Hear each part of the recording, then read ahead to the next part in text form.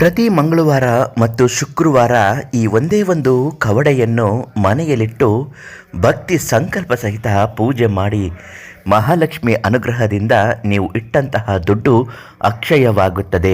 ಮನೆಯಲ್ಲಿ ಬಡತನ ನಿವಾರಣೆ ಆಗಿ ಶ್ರೀಮಂತಿಕೆ ಅನ್ನುವುದು ಪ್ರಾಪ್ತವಾಗುತ್ತಲೇ ಹೋಗುತ್ತದೆ. ಆ ವಸ್ತು ಯಾವುದು, ಅದರಲ್ಲಿ ಎಂತಹ ಶಕ್ತಿ ಇದೆ, ಬನ್ನಿ ವೀಕ್ಷಕರೇ, ಇವತ್ತಿನ ಮಾಹಿತಿಯಲ್ಲಿ ತಿಳಿಸಿಕೊಡ್ತೀನಿ. ನಿಮಗೇನಾದರೂ ಸಮಸ್ಯೆಗಳು ಇದ್ದಾಗ, ಕಷ್ಟಗಳು ಬಂದಾಗ ಶಾಶ್ವತವಾಗಿ ಪರಿಹಾರ ಆಗಬೇಕು ಅಂದರೆ ಪಂಡಿತ್ ಶ್ರೀ ಮಂಜುನಾಥ ಗುರುಗಳಿಗೆ ಒಂದೇ ಒಂದು ಕರೆ ಮಾಡಿ ಅವರೇ ನಿಮ್ಮ ಖುದ್ದಾಗಿ ಪ್ರತಿಯೊಂದು ಸಮಸ್ಯೆಯನ್ನು ಪರಿಹಾರ ಮಾಡಿಕೊಡುತ್ತಾರೆ. ಶತ್ರುನಾಶ, ಸಾಲಬಾಧೆ, ವಶೀಕರಣ ಮತ್ತಿನ್ನಿತರ ಮಾಟಮಂತ್ರ, ಗೌಪ್ಯ ವಿಚಾರಗಳ ಸಮಸ್ಯೆಗಳಿಗೂ ಕೂಡ ಶುದ್ಧ ಹಸ್ತರಾಗಿ ಪ್ರತಿಯೊಂದು ಕಾರ್ಯದಲ್ಲೂ ನಿಮ್ಮ ಜೀವನದ ಏಳಿಗೆಗಾಗಿ ಪರಿಹಾರವನ್ನು ಮಾಡಿಕೊಡುತ್ತಾರೆ. ವಿಚಾರದಲ್ಲಿ ತಿಳಿಸಿರುವ ಹಾಗೆ ಮಹಾಲಕ್ಷ್ಮಿ ಕವಡೆ ಅನ್ನುವುದು ಬಹಳ ಬಹಳ ಬಹಳ ಶಕ್ತಿಯುತವಾದದ್ದು, ಪ್ರಭಾವಶಾಲಿಯಾದದ್ದು.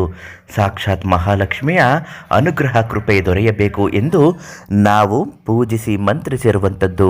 ಮಹಾಲಕ್ಷ್ಮಿಯ ಹೋಮ, ಯಜ್ಞ ಮತ್ತು ಹವನಗಳನ್ನು ಮಾಡಿರುವಂತಹ ಈ ಕವಡೆಯ ಮಂತ್ರಸಿದ್ಧಿ ಸಾಧನೆಯಿಂದ ಜಗತ್ತಿನಾದ್ಯಂತ ಇದನ್ನು ನೀಡಿದ್ದೇವೆ.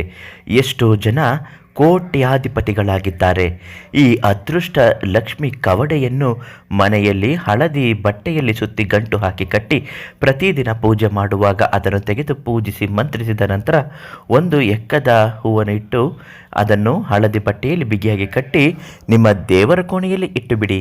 ತದನಂತರ ಭಕ್ತಿಯಿಂದ ಪೂಜೆ ಮಾಡಿ ಸಂಕಲ್ಪ ಮಾಡಿಕೊಳ್ಳಿ. ಎಷ್ಟೋ ಜನ ದುಡ್ಡು ಕೊಟ್ಟು ಮರಳಿ ಬಾರದೆ ಇದ್ದಾಗ ಅಥವಾ ಮನೆಯಲ್ಲಿ ಕಷ್ಟಗಳು ಹೆಚ್ಚಿದ್ದಾಗ, ಗಂಡನಿಗೆ ಉದ್ಯೋಗದಲ್ಲಿ ಸಮಸ್ಯೆ, ವ್ಯಾಪಾರದಲ್ಲಿ ಅಭಿವೃದ್ಧಿ ಕಾಣದೇ ಇರುವುದು, ಇವೆಲ್ಲವೂ ಕೂಡ ಮಿಂಚಿನಂತೆ ಸರಿ ಹೋಗುತ್ತದೆ. ದುಡ್ಡು ಅಕ್ಷಯವಾಗುತ್ತಲೇ ಹೋಗುತ್ತದೆ. ಮಹಾಲಕ್ಷ್ಮಿ ಬಲಗಾಲಿಟ್ಟು ಪ್ರವೇಶ ಮಾಡುವ ಹಾಗೆ ಆಗುತ್ತದೆ. ಅದೃಷ್ಟ ದೇವತೆಯ ಕವಡೆ ಅನ್ನುವುದು ಸಾಕ್ಷಾತ್ ಮಹಾಲಕ್ಷ್ಮಿ ಮನೆಗೆ ಬಂದಷ್ಟೇ ಪವರ್ಫುಲ್ ಆಗಿರುವಂಥದ್ದು.